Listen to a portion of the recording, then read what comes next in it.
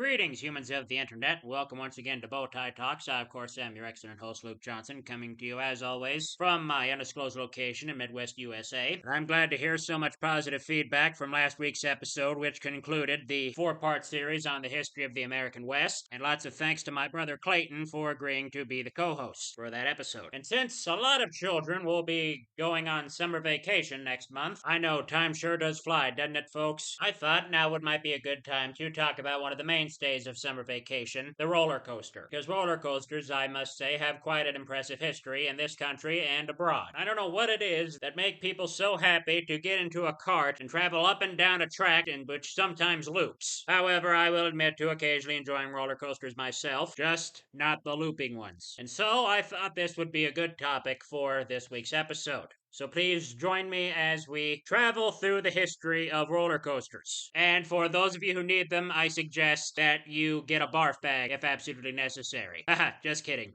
There won't be any unexpected bumps or turns in this episode. However, I do advise that you fasten your seatbelt. And please keep your hands and feet inside the cart at all times. Enjoy the ride. Now, for the earliest beginnings of the roller coaster, we look not to the USA, but to all places, Russia. During the 16th and 17th centuries, Russian people during the winter time, and perhaps even not during the winter time, considering how cold it gets in Russia, people would ride down on long, steep wooden slides that had been covered in ice, some as high as 70 feet. Riders would shoot down the slope on sleds made of wood or blocks of ice, which would then crash land in a sand pile. And these rides were much more elaborate than traditional sledding. In fact, some reached speeds of 50 miles an hour and earned the nickname the Flying Mountains, and both children and adults would make the trek upstairs about 70 feet high to an ice block sled outfitted with a straw seat. Though some constructions were hundreds of feet in length, relatively brief. And a ride inaugurated in St. Petersburg, Russia in 1784 in grooved tracks that traveled up and down small hills by means of power generated by the height and slope of the original descent. When this actually moved to fixed tracks is a bit murky at best. This attraction would later move to Paris, France in 1804 in the form of a ride called the Russian Mountains. Small wheels were added to the sleds on the ride, which was a modification that led to some historians calling it the first wheeled roller coaster. And interestingly, all of this started because some enterprising Frenchmen had experienced the Russian slides for themselves and wanted to bring it to their own native land. However, the warmer climate of France tended to melt the ice. And during the 1840s, another improvement in roller coasters came in the form of the looping roller coaster. It was in 1843 when an English engineering firm called Tar and Riley in the spring of 1842 exhibited what they called a centrifugal railway, and this was the earliest known use of a vertical loop on a roller coaster, or what would later be called a roller coaster. This centrifugal railway consisted of a track that descended from a launch tower, passed through a circular loop, and then ended up at a stopping point on the opposite side. And these were designed in the 1830s, but it was not until a decade later that manufacturing techniques had advanced enough to make a human-scale version possible. And the earliest references to these date from the summer of 1842, with dismountable examples, that is to say, versions that could be taken apart and put back together again, touring the cities of Britain and Ireland. Although there are some references to people riding in the cars, and even members of the public paying to do so, these initial examples were primarily intended as spectacles, that is, stunts to be watched by an audience rather than something in public on which people could pay to ride. They typically appeared as part of an exhibition of scientific marvels, including high-power gas lamps and telegraph systems. Quite an eclectic lineup, if you ask me. People of France continued to make many important advances in coaster technology throughout the early 19th century. However, oddly enough, they seemed to lose interest just as they were getting started. And they did little to publicize their achievements, which only made matters worse for American inventors who, after stumbling upon the idea of the gravity ride, as it was called at that time, had no choice but to work blind, recreating much of what had already been accomplished. And for American roller coaster history, we must flash forward to the mid-1800s, specifically 1827. It was at that year that a mining company entrepreneur named Josiah White built what he called a gravity whirl, which was meant to haul coal from the mines at Summit Hill, Pennsylvania to the Lee River Landing at Mount Chunk, which is now the town of Jim Thorpe in Pennsylvania. It was a 9-mile downhill journey, and trains of many as 14 cars loaded with 50,000 pounds of anthracite coal sped down the mountain under the command of a single courageous runner who operated a brake level, and then mules dragged the cars back up the mountain. And by the end of the 19th century, the demand for coal was increasing.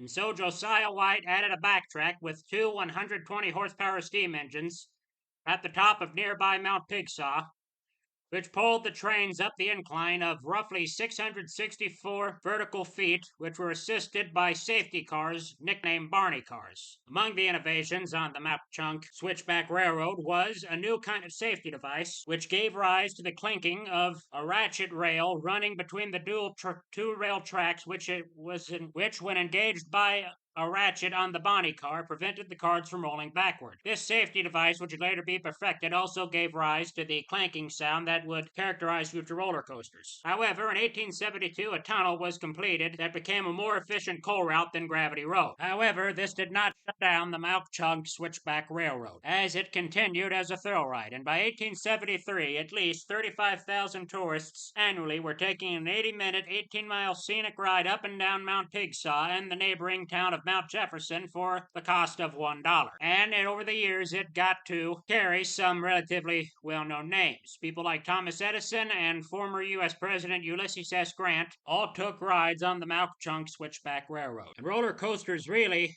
began to take off this country in 1884, when an inventor named Lamarcus Thompson, called the father of the gravity ride, opened a 600-foot switchback railway at Coney Island. Yes, that Coney Island. It had a top speed of 6 miles per hour, and he called it the Switchback Railway, which was little more than a leisurely gravity-powered tour of the beach there. However, its popularity enabled him to recoup his $1,600 investment in only 3 weeks.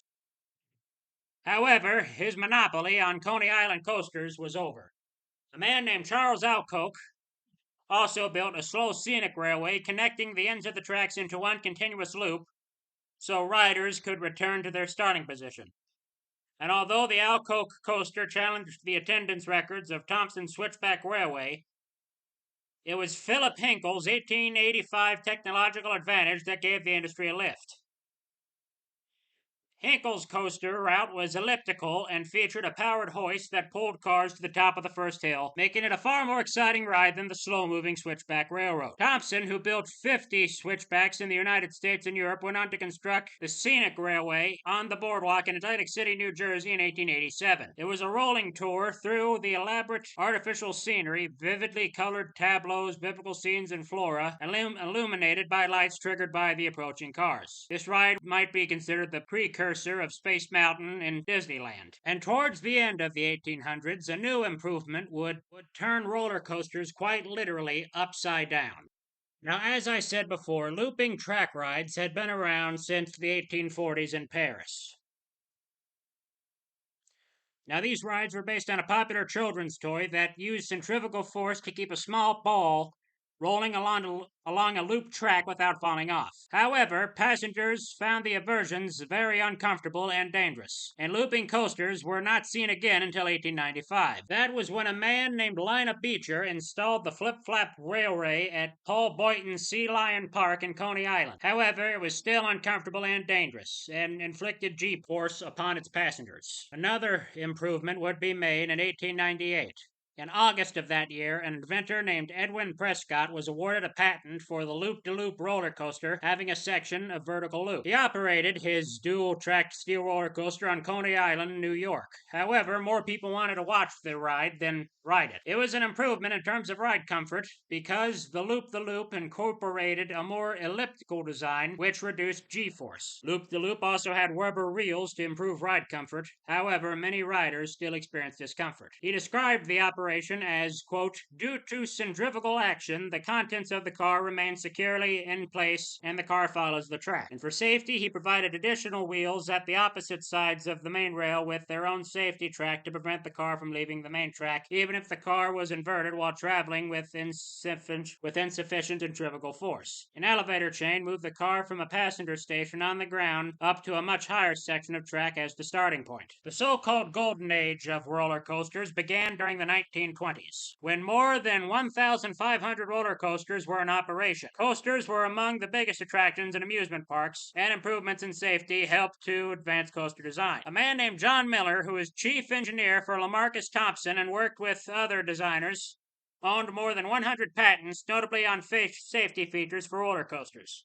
His most important was the safety chain dog, or safety ratchet, patented in 1910, which prevented cars from rolling backwards down the lift hill in the event the pull chain broke. It attached to the track and clicked onto the rungs of the chain.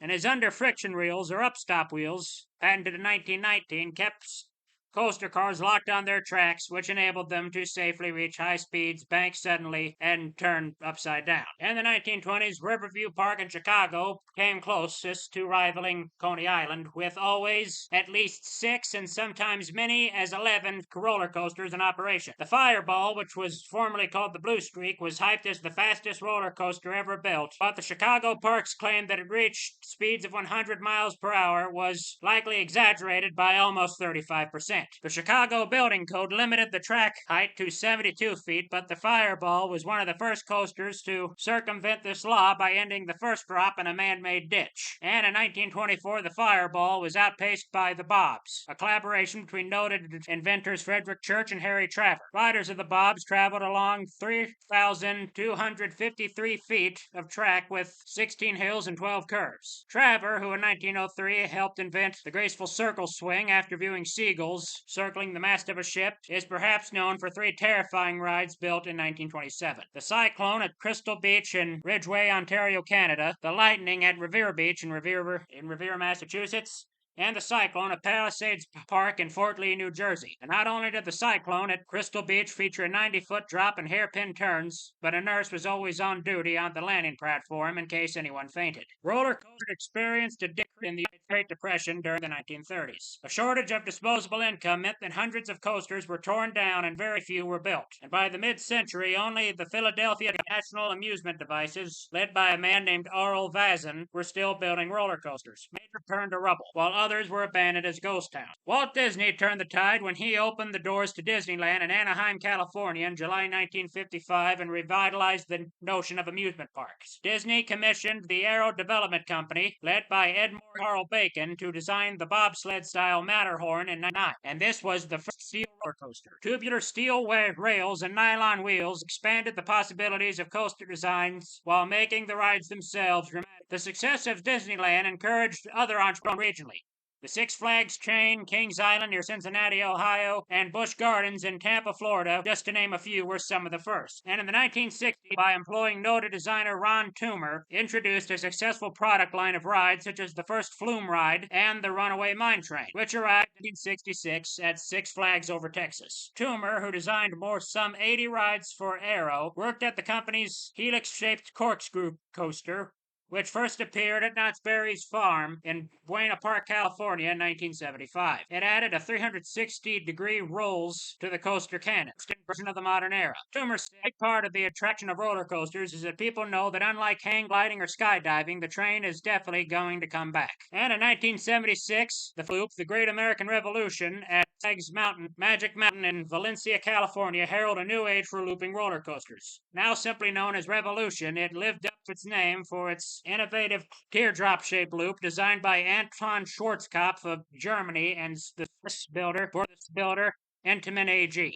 This broadened the vocabulary of coaster designs, and coaster fans began to return to the parks in droves. All major parks employ a looping coaster, epitomized by the 8 inversions of such rides as Dragon Con in Spain and Monte Macaya in Brazil. Well, I guess that's about all the roller coaster history, at least in its physical form, we have today. Some things have changed. Some attractions have animatronics and special effects, but me, I like just a nice, simple roller coaster. We've learned today that ingenuity continuity is not always a straight line. Sometimes there are multiple twists and turns. Pardon the pun, if you will, and sometimes there are even loops.